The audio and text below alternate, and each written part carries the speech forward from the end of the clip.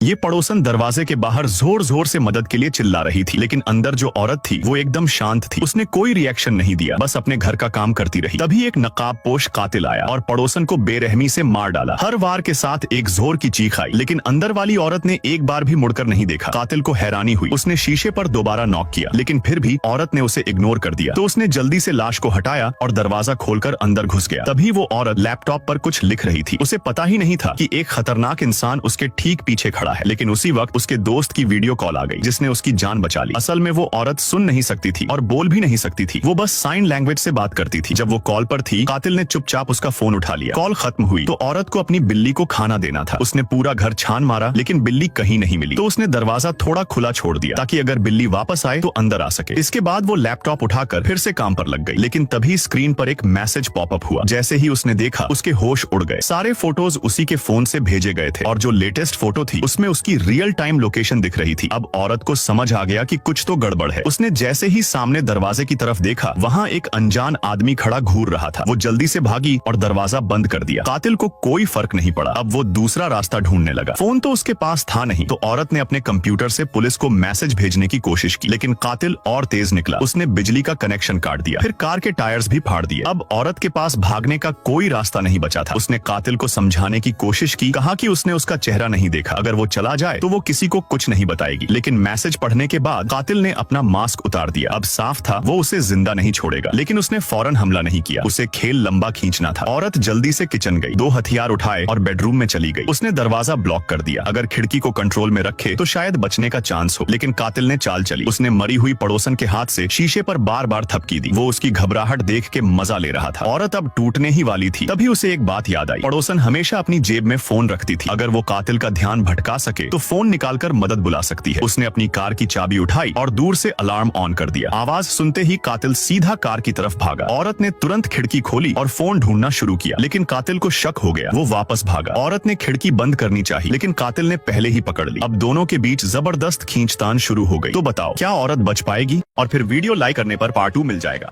और अगर full movie देखनी है तो कमेंट वाला ऐप डाउनलोड कर लो और पिन वीडियो देख लो।